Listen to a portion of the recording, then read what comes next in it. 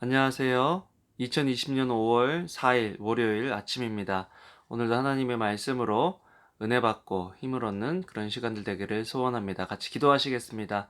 사랑과 은혜가 많으신 참 좋으신 하나님 아버지, 오늘도 주님이 얼마나 우리를 사랑하시는지 주님의 말씀을 통해 깨닫게 되도록, 그리하여 주님의 그 사랑에 반응하는 하루 되도록 주여 도와주시옵소서. 예수님 이름으로 기도합니다. 아멘. 신명기를 보면요, 하나님께서 이렇게 하나님의 법을 주고 계신데요.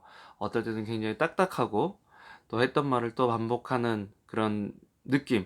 또 오늘 본문처럼요, 굉장히 무서운 그런 내용이 담겨 있는 그런 책이 바로 신명기입니다. 오늘도 말씀을 보면요, 너희 가족 중에 내 자녀나 내 품에 아내나 너와 생명을 함께하는 친구가 가만히 너를 꾀어 이르기를 너와 내 조상들이 알지 못하던 다른 신들 곧 내 사방을 둘러싸고 있는 민족 혹 내게서 가깝든지 내게서 멀든지 땅 이 끝에서 저 끝까지 있는 민족의 신들을 우리가 가서 섬기자 할지라도 너는 그를 따르지 말며 듣지 말며 긍휼히 여기지 말며 애석히 여기지 말며 덮어 숨기지 말고 너는 용서 없이 그를 죽이되 죽일 때에 내가 먼저 그에게 손을 대고 후에 뭇 백성이 손을 대라라고 아주 무서운 명령을 하고 계시는 것을 보게 됩니다.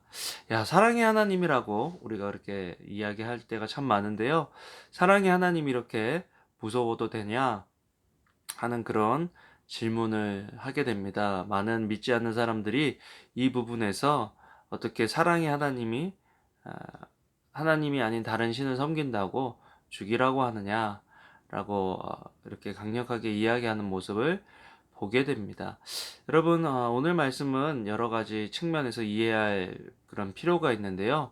먼저는 사랑의 관계성 속에서의 이해가 필요하겠다라는 생각을 하게 됩니다. 특별히 어, 성경에서는요, 우리를 신부로, 하나님의 신부로 표현할 때가 많습니다. 부부가 서로가 서로를 사랑하며 그 신뢰를 쌓아나가는 것이 건강하고 아름다운 가정을 이루어가는 첫 번째 요소잖아요. 그런데 만약에 남편이 아내가 아닌 다른 여자, 또 아내가 남편이 아닌 다른 남자를 쳐다보고 있고 바라보고 있고 사랑하고 있고 또 심지어는 진짜 자기 아내와 남편을 소홀히 여기는 그런 행동들을 하고 있다면 그것은 가정을 깨는 그런 일이잖아요.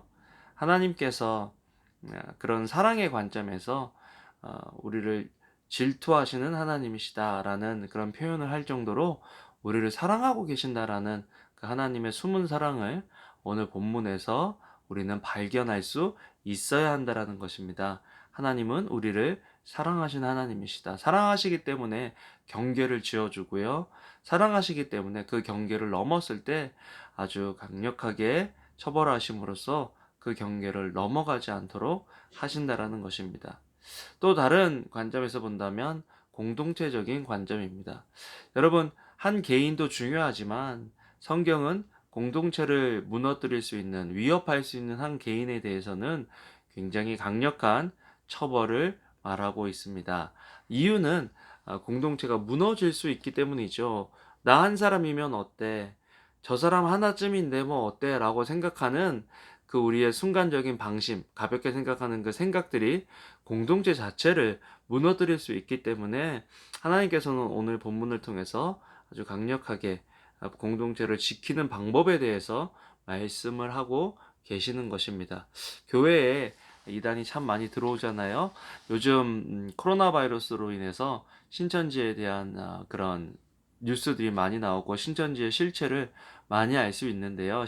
신천지나 또 다른 이단들을 볼 때, 저 사람 한 사람쯤이면 뭐 어때? 라고 가볍게 이야기할 수도 있지만, 성경은 아주 강력하게 그 잘못된 것에 대해서 이야기하고 있는 것입니다. 그래서 우리가 중요한 것은 말씀을 붙잡는 거죠. 말씀에서 하고 있는 것과 다른 이야기를 한다면 우리는 의심해야 합니다. 우리는 그 사람과 멀리 해야 하는 거죠. 여기 보면 1절에 오늘 신명기 13장 1절에서 11절인데요. 1절을 보면 너희 중에 선지자나 꿈꾸는 자가 일어나서 이적과 기사를 내게 보이고 그가 내게 말한 그 이적과 기사가 이루어지고 너희가 알지 못하던 다른 신들을 우리가 따라 섬기자고 말할지라도 참 재밌는 것은 거짓 선지자들에게도 능력이 있을 수 있다라는 것입니다. 아, 오히려 하나님의 말씀을 그대로 선포하는 사람들은 재미없어 보이고 또 이적도 나타나지 않는 것 같아서 신빙성이 떨어지는데, 오히려 사람들을 미혹하는 사람들은 능력이 나타나고, 그러면 사람들이 거기에 현혹돼서 그 사람들을 더 따르겠죠. 이단에 빠지는 많은 사람들을 보면요, 말씀에 약한 사람들이 이단에 많이 빠지는 것을 보게 됩니다. 비슷한데 다르거든요. 출발점은 같을지 몰라도 끝이 다른 것을 이단이다라고 이야기합니다. 우리가 이런 이단에 현혹되지 않으려면 말씀이 우리 삶 속에 자리 잡아야 하는 거죠. 또한 우리가 말씀 안에 거해야 합니다. 5절 보면요. 그런 선지자나 꿈꾸는 자는 죽이라. 이는 그가 너희에게 너희를 애굽 땅에서 인도하여 내시며 종되었던 집에서 속량하신 너희 하나님 여호와를 배반하게 하려 하며 너희 하나님 여호와께서 내게 행하라 명하신 도에서 너를 꿰어내려고 말하였음이니라. 결국 이 말을 살펴봐야 되는데요.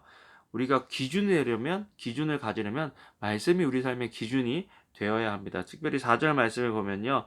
너희는 너희 하나님 여호와를 따르며 그를 경외하며 그의 명령을 지키며 그의 목소리를 청종하며 그를 섬기며 그를 의지하며, 하나님 중심의 삶, 하나님 말씀 중심의 삶을 살 때 이런 유혹으로부터 또 잘못된 시험으로부터 우리가 승리할 수 있고 벗어날 수 있다라는 것입니다. 이번 코런틴 기간 동안에 우리가 계속해서 해야 될 일은 하나님의 말씀에 집중하는 삶입니다. 여러분, 오늘 하루도 하나님의 말씀을 듣고 읽고 공부하고 묵상하는, 또 그 말씀대로 순종하며 살아가는 하루 되기를 주님의 이름으로 축원합니다. 같이 기도하겠습니다.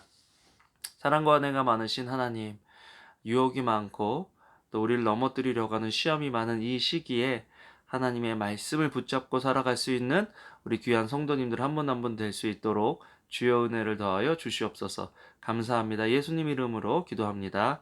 아멘.